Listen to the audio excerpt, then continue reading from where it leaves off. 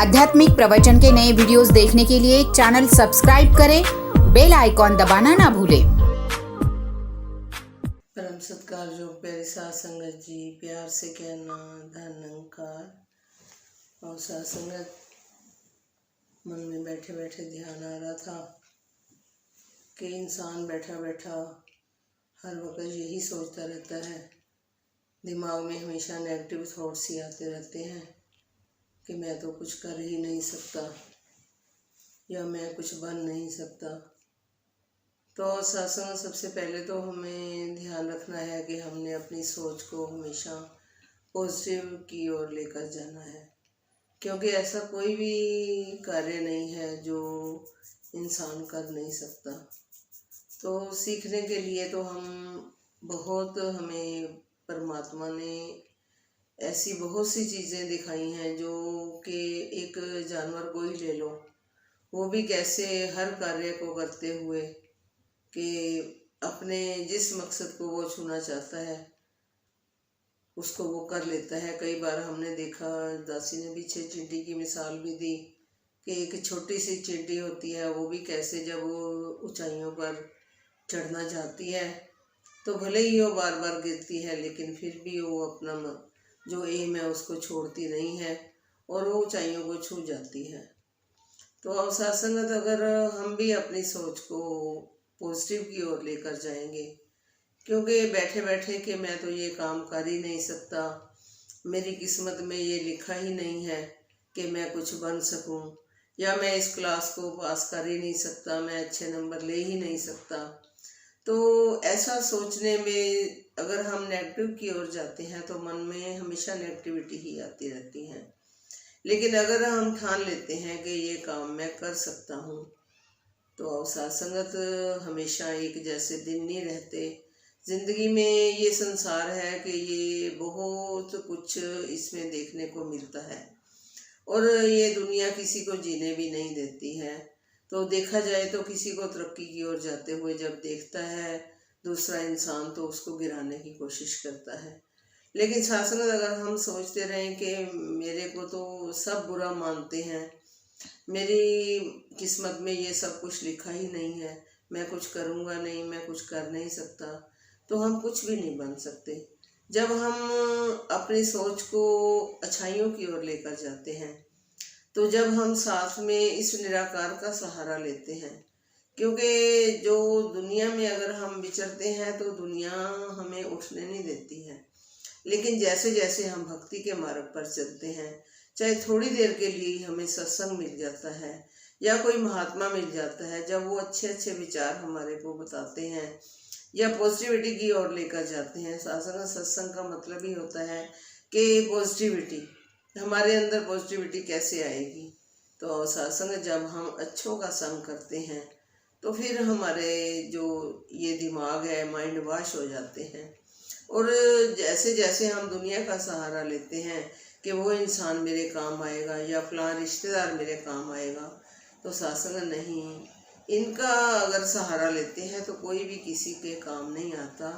तो सत्संग देखने को बहुत कुछ इस दुनिया में मिलता है। तो जब जब भी हम इस निराकार का सहारा लेते हैं, इसको अपना आधार मानते हैं, तभी हमारा जो मन है वो शांत होता है। तो सत्संग, एक अपने आप को, अपने हृदय को हमेशा खुश रखने की कोशिश करें। हमने कोशिश करनी है कि जब भी हमारे मन में कोई नेगेटिविटी आती है तो हमने कोशिश करनी है कि उसको हमने ज़्यादा देर तक अपने मन में बसा के नहीं रखना। तो एक पक्के विश्वास के साथ कि नहीं, ये नेगेटिविटी मेरे मन में क्यों आई है, मैं इस निराकार का सहारा लूँगा तो मैं सब कुछ कर सकता हूँ। मेरे को सतगुरु ने क्या सिखाया है या मैं संगत में सुन के क्या आया था। जब हम दूसरी साइड सोचने लगेंगे, तब हमारे जो मन के अंदर है वो शांति बनी रहेगी और जो हृदय वो विशाल होता चला जाएगा।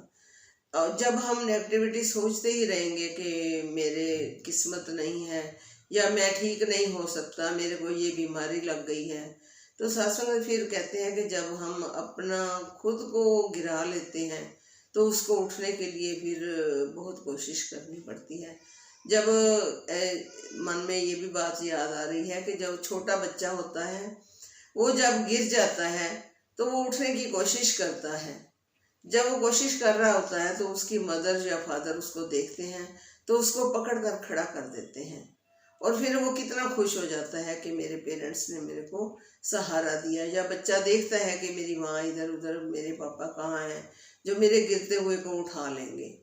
तो और सत्संग जो जब हम इस निराकार का सहारा लेते हैं तो हमेशा ये हमारे अंग संग होता है, हमारे सहाय होता है। तो फिर ये हमारे गिरते हुए को उठाता भी है। हमेशा एक जैसा कहते हैं मौसम भी नहीं रहता। तो कभी गर्मी आती है तो कभी सर्दी भी आती है, ठंडक भी आती है, कभी पतझड़ आती है तो कभी बहार भी आती है। तो सत्संग पतझड़ से भी बात याद आ रही है कि एक जो गुलाब की पत्तियां होती हैं, गुलाब के फूल होते हैं, तो जब पतझड़ आती है तो उसके साथ जितनी भी पत्तियां लगी होती हैं या फूल होता है वो झड़ जाता है, तो फिर कांटे ही कांटे नजर आते हैं। लेकिन जो भंवरा उसके इर्द गिर्द घूम रहा होता है तो वो फिर उसकी जड़ के पास जाकर बैठ जाता है। उस फूल के नीचे जो जहाँ से जड़ लगी होती है वो वहां पर बैठकर अपना टाइम पास करता है। वो किस लिए अपना टाइम पास कर रहा होता है? वो देख रहा होता है कि कब बहार आएगी, कब ये फूल खिलेगा और फिर मैं कब इसके इर्द गिर्द घूमकर अपनी मस्ती में रहूंगा। तो सत्संग अगर एक छोटा सा भंवरे को भी आस लगी हुई है कि हमेशा पतझड़ नहीं रहती, तो सत्संगत हमें भी इतना विश्वास होना चाहिए कि हमेशा जो ये दुख हमेशा नहीं रहता। जब दुख आता है तो वो भी कुछ ना कुछ सिखलाई देने के लिए ही आता है। तो अगर हम उस टाइम अपने धैर्य को नहीं खोते, अपना विश्वास नहीं डुलाते, जब हम इसका सहारा मानकर बैठे रहते हैं, कहते हैं कि जब जो भगत होते हैं वो हमेशा ही अपना ध्यान इस निराकार की ओर लगाते हुए, अपने सिमरन की ओर ध्यान लगाते हुए अपना टाइम पास कर रहे होते हैं कि सच्चा पातशाह ये जो तूने मेरे को दुख दिया है इसको सहने की भी शक्ति तू ही देगा, और फिर सुख की उम्मीद भी हम इसी के ऊपर लगाते हैं। तो कहते हैं कि जब दुनिया की तो हालत ऐसी है कि एक जहरीला सा सांप भी होता है ना, वो सब उससे डरते हैं।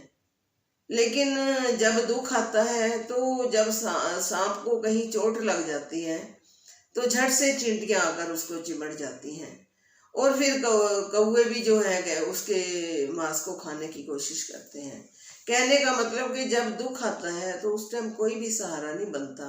जितने भी ये रिश्ते नाते हैं, जितनी भी दुनिया है, ये उस टाइम पे कहते हैं कि मजाक ही बनाते हैं कि जिसके कहते हैं कि जिसके पल्ले नाम धन वही सच्चे शाह।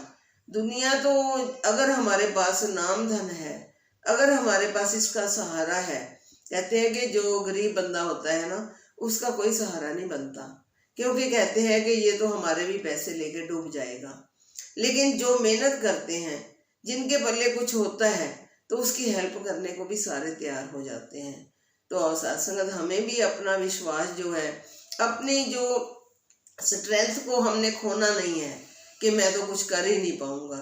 नहीं, सत्संगत हम अपने विश्वास को आगे से आगे बढ़ाते चले जाना है, और जो अपनी उंगली है इस निराकार के आगे को अपने इस परमात्मा का सहारा लेते हुए कि तू मेरे अंग संग है तो मेरे को किसी चीज की भी, कहते हैं कि जब इसका सहारा हम ले लेते हैं तो फिर के ये कैसे हमारी छाया बनकर और कैसे हमारे सिर पे हाथ रखकर, कहते हैं कि सदा दिवाली साध की अट्ठे पैर बसंत। तो जो साधु संत होते हैं, जो भगत होते हैं, उनकी हमेशा ही दिवाली रहती है, उन पे कभी दुख आता ही नहीं है, और अगर आता है तो फिर वो कैसे कट जाता है, ये एक चुपचाप निराकार सब देखता रहता है।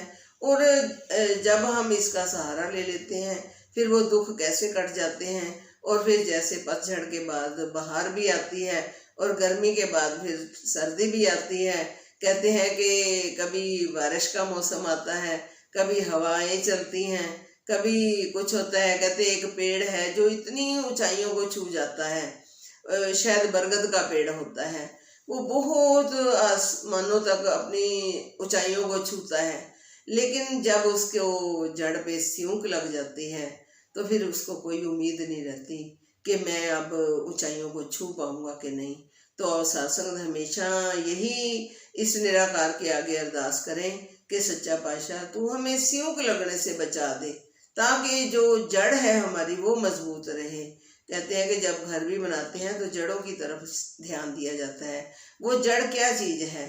अवसाद संगत वो जो नींव होती है, मकान की नींव जब पक्की होती है तो ये जो हमारी जड़ें कैसे मजबूत रहेंगी? अगर हम अपना ध्यान भक्ति के मार्ग पर लगाते हुए हमेशा नाम धन में हम खोए रहेंगे कि जितने भी हम कार्य कर रहे हैं, जहाँ भी निकलें, जहाँ भी जाएं, इसका सहारा लेकर के सच्चा पातशाह अपनी उम्मीद को नहीं खोना, कि अपनी उम्मीद को जगाते हुए कि मैं ये कार्य करने लगा हूँ, इसको तूने अपने आप आगे सहाय होकर देना है। हाँ सत्संग, अगर हम हाथ पे हाथ रख कर बैठे रहेंगे तो फिर ये निराकार भी कुछ नहीं कर सकता, फिर ये परमात्मा भी हमारा सहारा नहीं देता। कहते हैं कि अगर हम जो खुद अपनी केयर करता है तो उसकी केयर कहते हैं फिर परमात्मा भी करता है। तो सत्संग हमेशा अपने ऊपर फोकस देते हुए कि मैंने गिरना नहीं है, मैंने ऊंचाइयों को छूना है, या मैंने तेरा सहारा पकड़कर हर कार्य को, जो भी कार्य है वो मैं कर सकता हूँ। जब हमारे अंदर इतना विश्वास बन जाता है कि मैं ये कार्य कर सकता हूँ तो फिर उस कार्य को करना कोई मुश्किल नहीं होता।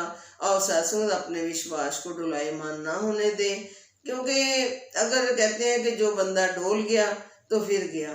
तो अवसासंग दासी को भी आशीर्वाद हो कि दासी भी आप महापुरुषों का संग करते हुए अपनी जिंदगी को जो है इसी उम्मीद के साथ जिए कि जो आने वाला पल है वो सुखदायी हो, आप संतों महात्माओं के लिए भी और दासी के लिए भी। जब हम दूसरों का भला मांगते हैं तो अपना भला अपने आप होता चला जाता है। और सत्संग सबकी भलाई की ओर सबके लिए अरदास करते हुए दासी को भी आशीर्वाद दो कि दासी अपने जीवन का निर्वाह कर सके। सत्संग जी प्यार से कहना धन्यवाद। आध्यात्मिक प्रवचन के नए वीडियोस देखने के लिए चैनल सब्सक्राइब करें, बेल आइकॉन दबाना ना भूलें।